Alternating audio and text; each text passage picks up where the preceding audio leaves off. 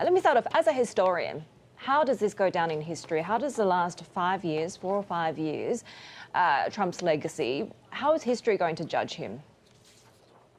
I think historians, once the dust has settled, will say that Donald Trump did enormous damage to his own reputation and to the reputation of his administration in the final days of that administration.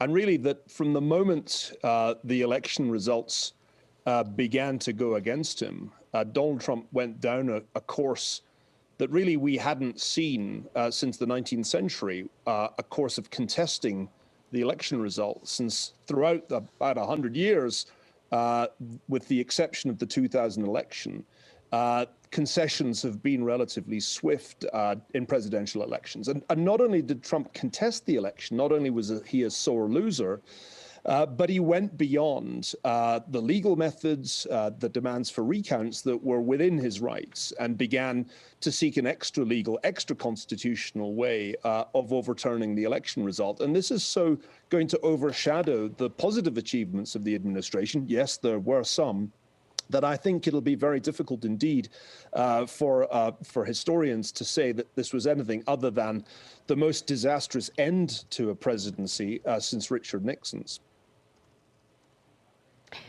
You take a look at the latest approval ratings, 34%. It's historic in yet another way in terms of his deep unpopularity if you look at Gallup polls. At the same time, I'm struggling to reconcile this with the fact that almost 47% of the popular vote still went to him in the election.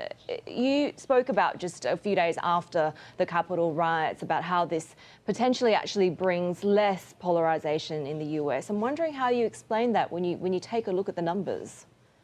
Well, I think the election result has been widely misinterpreted because I would say that the American people collectively voted for the center ground. They picked in Joe Biden Mr. Center Ground.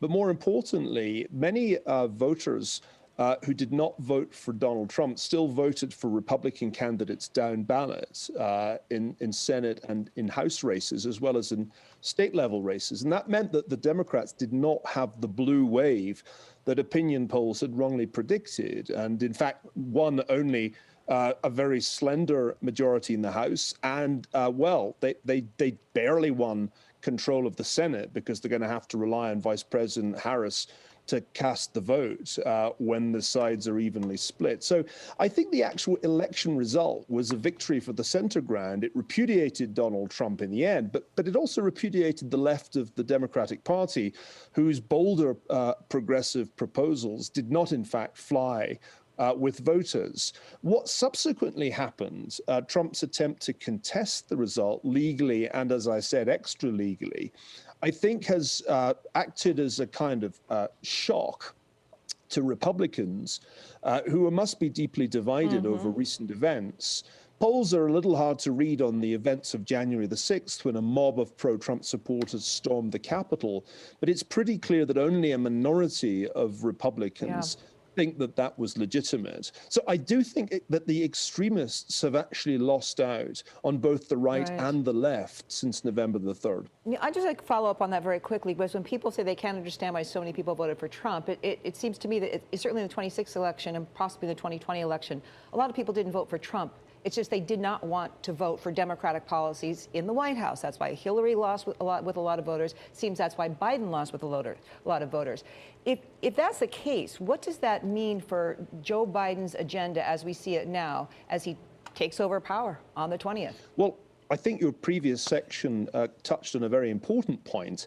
I think it's highly unlikely that the Biden administration will turn the clock back on China policy to the days of Barack Obama. Actually, if you look at what the so-called Asia Tsar, Kurt Campbell, who will be steering China policy on the National Security Council, has been writing recently, on China, I think this administration could be just as tough rhetorically as the Trump administration, potentially more effective in terms of its methods. Kurt Campbell's arguing that the US should be building essentially a balancing coalition to prevent China dominating Asia. So on that issue, I think one has to look back, again, wearing a historian's hat, and say Donald Trump, for all his many, many flaws, did fundamentally change the direction of U.S. policy on China, and Joe Biden is not going to turn that direction back to the way it was under Barack Obama. There are other issues where I think Trump's popularity made sense. Up until COVID-19, the economy had been run very hot. We had full employment by the end of 2019, and many voters continue to give him credit for that. Right. And many voters felt that, in fact, Democrats were over-enthusiastic about lockdowns and weren't allowing the economy to get back up and running, even if that meant they underestimated the threat posed by the pandemic. So I don't think Trump's performance in the election was especially surprising. Had it not been for the pandemic, I'm absolutely certain he would have been re-elected. Well, I want to ask you to say, again, in terms of his legacy, until Trump came into office, it was common dogma, orthodoxy among economists. Free trade is the best thing there is. Since Donald Trump questioned that, I think we hear more voices. And now, Joe Biden and many Democrats have spoken out on some of the conditions of trade. The Iran nuclear deal, which is going to be a very big, important question to take up, something that people widely criticize for Donald Trump for breaking out of. At the same time, many people have come to support that position of saying the deal was bad. The United States did need to change policy. So again, how does Joe Biden take some of the things that maybe were positive, or at least had an element of positivity, and use them to his advantage as he deals with these geopolitical questions? Well, Joe Biden campaigned on a fair trade, not a free trade platform, and he's already made it clear that he's not about to take the tariffs off that Donald Trump imposed on Chinese imports, at least not in a hurry. So there's another example of the continuity that we're going to see in policy. But the Middle East will be a complete volte-face, because it's pretty clear that the Biden National Security Team, led by Tony Blinken, who will be Secretary of State, regards the Iran deal as salvageable. And they want to put it back together again, very close to the point at which it collapsed irretrievably. Now, I think this is a mistake myself, because I don't think that deal can be salvaged.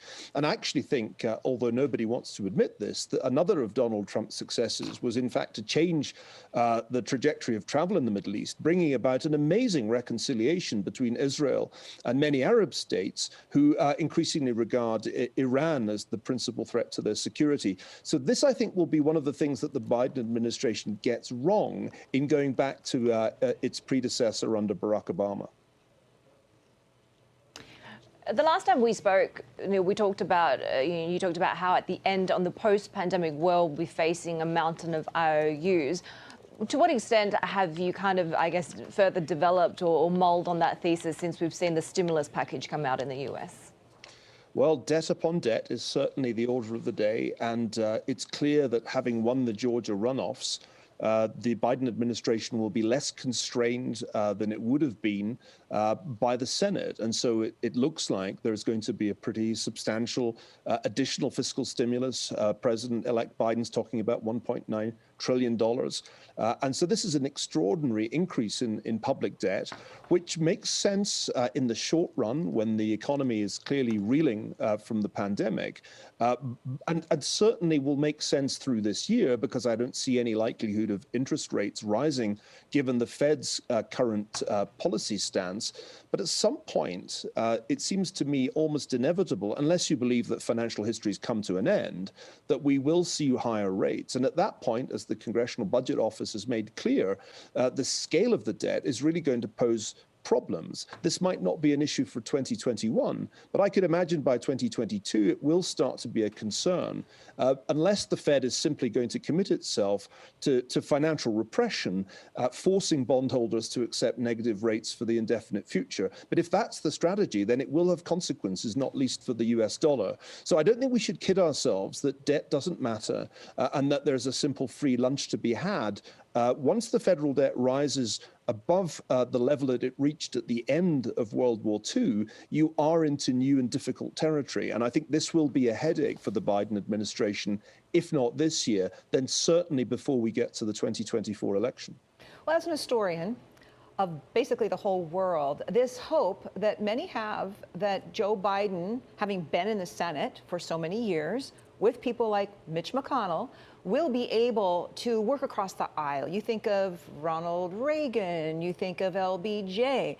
Do you see any hope yourself that this is what's going to happen? Because more than anything, I think a lot of people think we need some bipartisanship now to sort out these issues, make compromise, and move ahead in the most effective way. Well, yes, I think there's some chance, given Biden's experience and the personal relations he has with many people on the Republican side in the Senate, including Mitch McConnell.